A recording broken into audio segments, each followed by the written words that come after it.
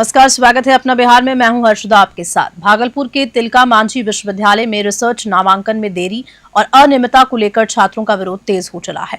बता दें कि तिलका मांझी भागलपुर विश्वविद्यालय में रिसर्च मेथोडोलॉजी में नामांकन को लेकर बवाल बढ़ता जा रहा है। गुरुवार को नामांकन में लेट लतीफी के विरोध में छात्रों ने वीसी आवास का घेराव किया और आवास परिसर में घुस गए। इससे पहले बुधवार रात एबीवीपी के छात्र नेता आशुतोष सिंह तोमर के नेतृत्व में दर्जनों छात्र प्रशासनिक भवन में रुके रहे। कुलपति ने कई बार लेटर संशोधित कर मंगवाया, लेकिन अंततः परीक्षा नियंत्रक ने नोटिफिकेशन के लिए सुबह तक का समय मांगा।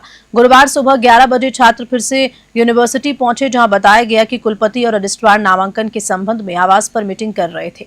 लगभग 4 घंटे के इंतजार के बाद छात्रों का संयम टूटा और वे वीसी आवास में घुस गए, जिसके बाद पुलिस बल बुला लिया गया। छात्रों ने स्पष्ट कर दिया है कि बिना नोटिफिकेशन के वहां से नहीं हटा जाएगा। कुलपति ने तुरंत नामांकन के लिए नोटिफिकेशन जारी करने का निर्देश दिया। इधर आंदोलन के बीच नया मामला सामने आ गया। एबीवीपी के आशुतोष सिंह तोमर ने आरोप लगाया कि विश्वविद्यालय ने अभी नामांकन की तिथि जारी भी नहीं की है, फिर भी एक विभाग में अप्रैल में नामांकन कर लिया गया। उन्होंने सवाल उठाया है कि क्या संगीत विभाग विश्वविद्यालय से बाहर है, जो उसने बिना नोटिफिकेशन के नामांकन कर दिया। इस दौरान प्रभु प्रिंस, रोहित राज, अमरजीत, मिथिलेश, दीपक, नितेश, मनोहर, हेमंत, सौरभ समेत दर्जनों अभ्यर्थी उपस्थित रहे। भागलपुर से राहिल सिद्दीकी की रिपोर्ट। परीक्षा को लेकर के महीनों बीत गए हैं परीक्षा हुए, लेकिन अब तक ना ही रिजल्ट जारी किया गया है, ना ही नामांकन के लिए कोई सूचना जारी की गई है, जिसको लेकर के पिछले 1 सप्ताह से हम लोग वीसी आवास और विश्वविद्यालय प्रशासनिक भवन इसका दौड़ लगा रहे हैं। कल रात में वीसी कुलपति महोदय से बात हुई, उन्होंने कहा कि आज ही नोटिफिकेशन जारी किया जा रहा है। आप लोगों मीडिया के माध्यम से भी हम लोगों को ये पता चला कि कुलपति ने ये नोटिफिकेशन जारी करने के लिए हमें भरी है, लेकिन रात 11 बजे तक हम लोग विश्वविद्यालय में बैठे रहे। कुलपति ने कोई नोटिस नहीं निकाला नामांकन संबंधी। और अभी जब सुबह हम लोग यहाँ आए हुए हैं कुलपति आवास के बाहर, लगभग 12 बजे से अभी 5 बजने को है, हम लोग लगातार भूखे प्यासे बैठे हुए हैं, लेकिन कुलपति ना ही मिलने आ रहे हैं, न ही किसी प्रकार का आश्वासन मिला है कि पैट परीक्षा को लेकर के जो रिजल्ट है उसको जारी किया जाएगा। और हम लोग अगर ये नोटिफिकेशन जारी नहीं किया जाएगा तो हम लोग यहाँ पर भूखे प्यासे बैठे रहेंगे, या आगे जो भी होगा आंदोलन हम लोग तय करके अपने आपस में इसको हम लोग जारी रखेंगे। और उसके परिणाम आए हुए 2 महीना बीत गया। उसके बाद इंटरव्यू की प्रक्रिया के परिणाम को लेकर 1 महीना बीत गया। उसके बाद विश्वविद्यालय के द्वारा ही नोटिफिकेशन जारी किया गया था कि 5 तारीख से जो है कक्षा रिसर्च मेथोडोलॉजी का कक्षा जो है चालू कर दिया जाएगा, नामांकन की प्रक्रिया पूरी कर ली जाएगी। लेकिन आज 15 तारीख हो गया, अब तक न रिसर्च मेथोडोलॉजी में नामांकन की प्रक्रिया पूरी की गई है, न ही कक्षा को लेकर नोटिफिकेशन किया गया। उसको लेकर लगातार हम लोग 7 दिनों से विश्वविद्यालय के कुलपति, कुलसचिव, परीक्षा नियंत्रक से ज्ञापन व मिलने के माध्यम से हम लोग कई बार बता चुके हैं कि हमारा सेशन लेट हो रहा है। लेकिन आज 15 तारीख के बाद भी अब तक नामांकन की प्रक्रिया पूरी नहीं की गई है, ना ही नोटिफिकेशन हुआ। कल हम लोग रात के 10 बजे तक विश्वविद्यालय में रहे, जिसके बाद आदेश विश्वविद्यालय के कुलपति महोदय ने किया कि कल जो है नामांकन की प्रक्रिया को लेकर नोटिफाई किया जाएगा। मगर आज 5 बजे से अधिक हो गया है, अभी तक नामांकन की प्रक्रिया को लेकर नोटिफिकेशन नहीं होगा, सिर्फ टाल मटोल किया जा रहा है। तब जाकर हम लोग विश्वविद्यालय के कुलपति महोदय से मिलने उनके आवास पर आए हैं, फिर भी यहाँ ना कोई मिलने को तैयार है, ना कोई बात करने को तैयार है। दरभंगा से खबर है, जहां कांग्रेस नेता राहुल गांधी और 20 अन्य पर बिना अनुमति कार्यक्रम करने को लेकर एफआईआर दर्ज की गई है। लोकसभा में नेता प्रतिपक्ष और कांग्रेस के सीनियर नेता राहुल गांधी के खिलाफ दरभंगा के लहेरियावास थाना में गुरुवार शाम प्राथमिकी दर्ज की गई। इस एफआईआर में राहुल गांधी समेत 20 नामजद लोगों के साथ 100 अज्ञात लोगों को भी आरोपी बनाया गया। जानकारी के मुताबिक पहली एफआईआर भारतीय न्याय संहिता यानी कि बीएनएस की धारा 163, आईपीसी की धारा 144 के तहत दर्ज की गई, जबकि दूसरी एफआईआर बिना अनुमति अंबेडकर कल्याण हॉस्टल में जबरन कार्यक्रम करने को लेकर दर्ज की गई। दोनों ही मामले जिला कल्याण पदाधिकारी आलोक कुमार की ओर से दर्ज कराए गए। एफआईआर की पुष्टि दरभंगा सदर एसडीपीओ अमित कुमार और सदर एसडीएम विकास कुमार ने की। फिलहाल मामले की जांच जारी है और राजनीतिक गलियारों में हलचल तेज हो चली है। दरभंगा से राहुल चौधरी की रिपोर्ट। जैसा आप लोग जान रहे हैं, जो प्रस्तावित और परमिटेड जगह थी वहाँ न जाकर कहीं और सभा की गई है। उसी के फलस्वरूप प्रखंड कल्याण पदाधिकारी जो मजिस्ट्रेट के रूप में तैनात थे, उन्होंने 163 बीएनएसएस के उल्लंघन के लिए केस किया है। और दूसरा केस किया गया है जिला कल्याण पदाधिकारी जी के द्वारा। उन्होंने किया है कि अम्बेडकर छात्रावास में जहाँ परमिशन नहीं दिया गया था वहाँ जबरदस्ती घुसकर कार्यक्रमों को संपादित कराना है। लगभग 20 लोग नामित हैं और 20 से 25 अज्ञात हैं। जिसे उनके द्वारा जो अनुमति मांगी गई थी तो उनको टाउन हॉल दिया गया था, बट उनके द्वारा टाउन हॉल ना जा करके दूसरा एक छात्रावास है जहाँ का डिमांड किया जा रहा था, जिसकी अनुमति नहीं दी गई थी, वहाँ उनके द्वारा जाके सभा किया गया, जिसमें मेरे द्वारा वहाँ पे धारा BNS की 163 मैंने वहाँ पे निषेधता लागू की थी, जिसका उल्लंघन हुआ है। तो उसके उल्लंघन के आलोक में वहाँ पे जो मैजिस्ट्रेट प्रतिनियुक्त थे उस छात्रावास को देखने के लिए, उनके द्वारा FIR दर्ज कराया गया है। और दूसरा FIR दर्ज कराया गया है जिला कल्याण पदाधिकारी के द्वारा, क्योंकि वो कल्याण छात्रावास है और बिना अनुमति के उस छात्रावास में प्रोग्राम किया गया और सभा किया गया है। कौन लोग नामजद लगभग 20 लोग हैं और अज्ञात कम से कम 100 लोग हैं। उसमें अपने माननीय लोकसभा सांसद राहुल गांधी जी हैं, अब तो यहाँ के MLC हैं, MLA भी हैं और कुछ प्रेसिडेंट भी हैं कांग्रेस। भागलपुर के जगदीशपुर में कांग्रेस नेता सुनील तिवारी पर नौकरानी से 3 सालों तक यौन शोषण और धमकी देने का गंभीर आरोप लगाया। बिहार के भागलपुर जिले के जगदीशपुर प्रखंड से कांग्रेस नेता सुनील तिवारी पर गंभीर आरोप सामने आए। जगदीशपुर के आजमपुर कनेरी की रहने वाली आशा देवी ने 14 मई को देर शाम जगदीशपुर थाने में लिखित शिकायत देकर आरोप लगाया कि सुनील तिवारी ने 3 साल तक उनका यौन शोषण किया, झूठे वादे और प्रलोभन देकर उनका 2 बार गर्भपात भी करवाया और जान से मारने की धमकी दी। आशा देवी, जिनके पति का 5 साल पहले निधन हो चुका है, जिनके 2 बच्चे हैं, उन्होंने आरोप लगाया कि सुनील तिवारी ने 4000 मासिक वेतन देने का वादा किया था, लेकिन उन्हें कभी 500 तो कभी 1000 ही मिला करते रहे। जब उन्होंने संबंध तोड़ने और काम छोड़ने का फैसला किया तो सुनील तिवारी ने उनके परिवार को धमकाना शुरू कर दिया। इस मामले में एक बड़ा मोड़ तब आया जब सोशल मीडिया पर तिवारी और आशा देवी के बीच की बातचीत का वॉइस मैसेज वायरल हो गया। इस ऑडियो में कथित रूप से तिवारी भावनात्मक अपील करते हुए सुनाई दे रहे हैं। मैं तुम्हारे बिना नहीं रह सकता, मैं तुम्हारे मांग में सिंदूर भरने के लिए तैयार हूं, जितनी जमीन चाहिए ले लो, जितना पैसा चाहिए ले लो। लेकिन आशा देवी ने साफ कहा कि वह अब उनके साथ नहीं रहना चाहती और न ही उनके घर में काम करना चाहती है। भागलपुर से राहिल सिद्दीकी की रिपोर्ट।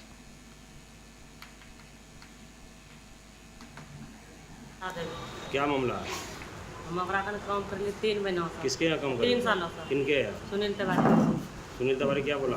सुनील तिवारी बोला कि यही कि मेरे साथ बीवी बन के रहिएगा, पूरा आपका काम पूरा करेंगे, जितना आए जितना हम पूरा करेंगे। शोषण किया मेरे साथ में 3 साल। 3 साल तक शोषण किया? हाँ, 3 साल से 2 बार अति करवाए हम। क्या चाहते हैं? हम कुछ नहीं उसके साथ चाहते हैं, उसके हम संबंध तोड़ने चाहते हैं। भागलपुर के अकबरनगर थाना क्षेत्र में जमीन विवाद ने हिंसक रूप ले लिया, जिसमें एक ही परिवार के 8 लोग गंभीर रूप से घायल हो गए। भागलपुर के अकबरनगर थाना क्षेत्र के किशनपुर फतेहपुर गांव में एक पुराने जमीन विवाद ने गंभीर हिंसा का रूप ले लिया। दबंगों ने एक ही परिवार के करीब 8 लोगों को बेरहमी से पीट कर घायल कर दिया। घायलों में धीरेन्द्र कुमार यादव, आदित्य कुमार, प्रद्युम्न कुमार, प्रशांत कुमार, लक्ष्मी देवी, सोनाली कुमारी, अंजलि कुमारी, नविता देवी और प्रियंका शामिल है।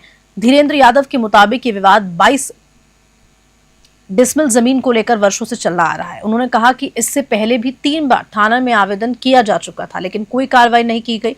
ये चौथी बार है जब विवाद ने हिंसक रूप ले लिया। परिवार का आरोप है कि हमलावरों में एक आर्मी का जवान भी शामिल था और हमला करने वालों में रोहित यादव, दीपक यादव, नितेश, समीर, अमित कुमार और मनोज का नाम शामिल है। घायल परिवार ने आरोप लगाया कि अकबरनगर थाने में बार-बार गुहार लगाने के बावजूद कोई सुनवाई नहीं हुई, जिसके कारण वे थक कर हार कर सीधे वरीय पुलिस अधीक्षक यानी कि SSP हृदयकांत के पास अपनी फरियाद लेकर पहुंचे। डर और असुरक्षा का आलम यह था कि परिवार अस्पताल जाने के बजाय सीधे SSP कार्यालय पहुंचा। भागलपुर से राहिल सिद्दीकी की रिपोर्ट। मार करके उसके बाद घर के आगे हम लोग दोनों गोतनी को आकर के डंगा दिए, हमारा हाथ तोड़ दिया, उसका सर फाड़ दिया। वो लोग जितना परिवार है, जब हम उतना गिनते 7, 8, 10 परिवार है, जितना अपना परिवार है वो सब परिवार था मारने वाला। वो लोग बांस से सेंटरिंग खुला है उसके घर का, वो बांस था और उछाल मारने वाला जो डाय होता है, उछाल मारने वाला डाय नहीं होता है। अब डर लग रहा है आपको? नहीं, डाय जो था ना उससे भी मारे, मार उड़ करके उसके बाद घर के आगे हम लोग दोनों गोतनी को आकर के। भागलपुर में 2011 से लंबित होमगार्ड बहाली को लेकर सैकड़ों अभ्यर्थियों ने जिला कार्यालय का घेराव किया और जल्द बहाली की मांग की। भागलपुर में 2011 में निकाली गई होमगार्ड की बहाली अब तक अधर में लटकी हुई है, जिससे नाराज होकर तमाम जिले के सभी प्रखंड से आए सैकड़ों अभ्यर्थियों ने बुधवार को जिलाधिकारी कार्यालय का घेराव किया। प्रदर्शनकारी नारेबाजी करते हुए नौकरी नहीं तो वोट नहीं और हमारा हक हमें दो जैसे नारे लगा रहे थे। उनका कहना था कि 13 वर्षों से वे इंतजार कर रहे हैं, लेकिन अब तक किसी प्रकार की नियुक्ति नहीं की गई, जो उनके साथ अन्याय है। अभ्यर्थियों का कहना है कि उन्होंने 2011 में आवेदन किया था और शारीरिक परीक्षा और दस्तावेज सत्यापन जैसी प्रक्रिया भी पूरी हो चुकी है, लेकिन अंतिम चयन सूची अब तक जारी नहीं हुई। उनका आरोप है कि सरकार बहाली को लेकर गंभीर नहीं है और बार बार सिर्फ आश्वासन देकर समय बिताया जा रहा है। प्रदर्शन के दौरान अभ्यर्थियों ने चेतावनी दी है कि अगर जल्द कोई ठोस निर्णय नहीं लिया गया तो वे आगामी विधानसभा चुनाव का बहिष्कार करेंगे और अपनी आवाज को और भी तेज करेंगे। भागलपुर से राहिल सिद्दीकी की रिपोर्ट। किस लिए पहुंचे, कौन लोग हैं? हम लोग आए होमगार्ड के लिए आए हैं। हमारे प्रखंड में सीट खाली है और हम लोग को बैठा के रखा इतना दिन से। हम लोग इतना उम्र हो गया, कहाँ जाएंगे अभी? पूरा बताइए क्या किए हैं होमगार्ड बनने के लिए, अभी तक क्या क्या मेहनत की? बहुत मेहनत में प्रयास किए, कितना बार पटना गए, यहाँ से वहाँ देता है डिग्री, यहाँ से बोलता है डीएम साहब। हम लोग क्या कर सकते हैं इसमें? सीट उसमें खाली है। अप्लाई किए थे 2022 में हम लोग पास हुए। उन लोगों ने अपना सिलेक्शन नहीं होने के कारण माननीय उच्च न्यायालय में वाद दायर किया और माननीय उच्च न्यायालय का कुछ निर्देश प्राप्त था कि जिला पदाधिकारी सुन करके आदेश पारित करेंगे। तो हम लोगों ने आज उनको सुना है और फिर आदेश फरबिसगंज में प्रशासन ने काली मेला ग्राउंड में 44 परिवारों के अवैध कब्जों को हटाते हुए बुलडोजर चलाकर घरों को जमींदोज कर दिया। फरबिसगंज अनुमंडल प्रशासन ने वार्ड संख्या 1 स्थित काली मेला ग्राउंड में वर्षों से अतिक्रमित सरकारी जमीन को खाली कराने के लिए बड़ा कदम उठाया। एसडीएम शैलजा पांडे, एसडीपीओ मुकेश कुमार साहा और फरबिसगंज थाना अध्यक्ष राघवेंद्र कुमार सिंह की अगुवाई में भारी पुलिस बल और प्रशासनिक अधिकारियों की मौजूदगी में 44 परिवारों के अवैध घरों पर बुलडोजर चलाकर उन्हें जमींदोज कर दिया। इस अतिक्रमण मुक्त अभियान के दौरान नगर परिषद के कार्यपालक पदाधिकारी सूर्यानंद सिंह के निर्देश पर नगर परिषद के कर्मचारियों ने जमींदोज किए गए घरों के सामानों को भी हटाया। प्रशासन की इस कार्रवाई को लेकर स्थानीय लोगों में भारी आक्रोश देखा गया। कई लोगों ने मौके पर विरोध करने की कोशिश की, लेकिन भारी पुलिस बल की उपस्थिति के कारण उन्हें शांत करा दिया गया। फरबिसगंज से मुबारक हुसैन की रिपोर्ट। जी, काली मेला ग्राउंड में लगभग 44 ऐसे घर थे जिन्होंने कि बीच बाजार में, बीच नगर में अतिक्रमण कर रखा था और ये सालों से था, लगभग दशकों से अतिक्रमण था। और वहाँ से ये भी रिपोर्ट्स आ रहे थे कि बहुत ही संदिग्ध चीज़ें जैसे स्नैक और इलीगल शराब, इन सब का वहाँ पे जो है कारोबारी चल रही है, जिससे कि जो फरबिसगंज का युवा है वो भी ख़राब हुआ जा रहा है और बिल्कुल विधि व्यवस्था की स्थिति ख़राब हो चुकी है। तो उसको आज हमने जो है डीएसपी और वहाँ पे जो मैजिस्ट्रेट थे, सीओ, एसएचओ, इन सब के साथ टीम के साथ उसको हटाया है। मैडम, काफ़ी लाठियाँ भी चली, कई पब्लिक को भी चोटें आई हैं, पुलिस वाले भी घायल हुए हैं जी, क्या मामला है? नहीं, जहाँ तक कोशिश रही है कि शांतिपूर्वक तरीके से ही हो और लाठी ना चली जाए। और किसी को अगर ऐसा हुआ भी है तो वहाँ पे हमारी मेडिकल टीम भी थी। तो हमने कोशिश किया है क्योंकि हमने ये जो है दिसंबर से शुरू कर दिया था उसका नोटिस करना, नापी करना। तो उनको लगभग 6 महीने का टाइम हमने दिया था और ये बताने के लिए। और जहाँ तक देखा जाए तो शांतिपूर्ण तरीके से ही ज़्यादा कुछ हुआ है। अगर ऐसा कुछ हुआ है, किसी को हताहत हुई है, तो उसके लिए मेडिकल टीम हमारी थी वहाँ पे जी। फरबिसगंज में ट्रैफिक जाम की समस्या से निजात दिलाने के लिए सुभाष चौक पर प्रस्तावित रेलवे ओवरब्रिज के निर्माण को लेकर अधिकारियों की टीम ने स्थल का निरीक्षण किया। फरबिसगंज के सुभाष चौक पर बनने वाले रेलवे ओवरब्रिज के निर्माण के लिए अधिकारियों का दल निरीक्षण के लिए पहुंचा और इस दल में वरीय अपर समाहर्ता राजमोहन झा, जिला भू अर्जन पदाधिकारी मोहम्मद वसीम, अवर निबंधन पदाधिकारी अरैया कौशल किशोर झा, भूमि सुधार उप समाहर्ता अमित कुमार, अंचल पदाधिकारी ललन कुमार ठाकुर, पुल निर्माण निगम के परियोजना अभियंता जवाहर प्रसाद, अंचल अमीन रवि कुमार, मोहम्मद शकील और भू अर्जन कार्यालय के प्रधान सहायक जयप्रकाश पासवान उपस्थित थे।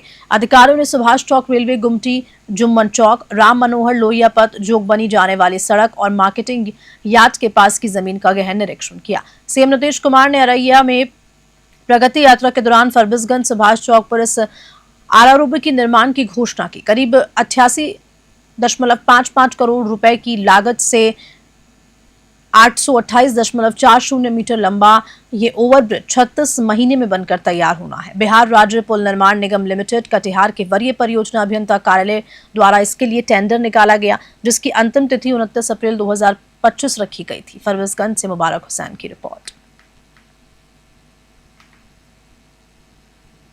गया के गोबराहा मैदान में धावकों का गद्दा चोरी हो गया, जिससे खिलाड़ियों में नाराजगी और चिंता है। बेलगांज क्षेत्र के लगातार इस तरह की घटनाएं बढ़ती जा रही हैं। गया के गोबराहा में स्थित जय भारत पब्लिक स्कूल के प्रांगण में धावकों का गद्दा अज्ञात चोरों द्वारा चोरी कर लिया गया। हर सुबह की तरह जब धावक अपनी ट्रेनिंग के लिए मैदान पहुंचे तो देखा कि लॉन्ग जंप के लिए उपयोग में आने वाला गद्दा वहां से गायब था। इस घटना में खिलाड़ियों में गहरा आक्रोश है, क्योंकि इससे पहले भी बेलगांज क्षेत्र के चाकंद हाई स्कूल में भी गद्दे जलाने की घटना हो चुकी है। लगातार हो रही इस तरह की घटनाओं से खिलाड़ियों का मनोबल गिर रहा है और वे अपने अभ्यास के लिए चिंतित हैं। मौके पर पहुंचे खिलाड़ियों का कहना है कि प्रशासन की ओर से अब तक कोई ठोस कदम नहीं उठाया गया और न ही इन घटनाओं के पीछे के कारणों का पता चल पाया। गया से नीरज की रिपोर्ट। कुमारी, अब कितना बजे यहाँ पे दौड़ने आती है? 4:30 बजे। 4:30 बजे आती है। शाम को 4:30 बजे, सुबह शाम में आप यहाँ पे आए थे दौड़ने? हम आए थे। अच्छा, गद्दा था यहाँ पे? हाँ। तो सुबह कितना बजे आपको पता चला कि यहाँ से गद्दा चोरी हो गया? आए सुबह में ना, तो मतलब गए सब निकालने, तो गद्दा स्कूल में से नहीं था। पिंकू कुमार हुआ जी। क्या यहाँ पे घटना घटी? घटना यही घटी कि जो हम लोग हाई जंप करते थे गद्दा, वही जो स्कूल में हम लोग शाम में रखे फिजिकली गद्दा, वो फिजिकली गद्दा जो है कि शाम जैसे करीब जैसे कि 6 बजे तक यहाँ जैसे कि सभी लड़का और लड़की जैसे कि हम लोग फिजिकल किए हैं। उसके बाद जैसे कि गद्दा जय भारत पब्लिक स्कूल पे रखा जैसे कि रखवा दिया गया था। उसके बाद करीब जैसे कि वही 6:30 तक ग्राउंड खाली हो जाता है शाम को। हाँ, उसके बाद 6:30 के बाद अपना अपना घर जैसे कि करीब जहाना, गोबराहा, गहरपुर और जैसे कि बड़े बीघा सभी जैसे कि गांव से हम पे लड़का मौजूद होते हैं, लड़का लड़की सभी। और उसके बाद जैसे कि 7 बजे रखने के बाद सुबह हम लोग आए फिर फिजिकल के लिए तैयारी करने के लिए, तो देखें सुबह जैसे कि गेट खोलते के साथ जैसे गद्दा गायब। गया पटना मुख्य सड़क मार्ग पर बेलगांज थाना क्षेत्र के महाबोधि कॉलेज के पास एक भीषण सड़क हादसा हुआ, जिसमें एक तेज रफ्तार पिकअप ने पौधों की सिंचाई कर रहे टैंकर को जोरदार टक्कर मार दी।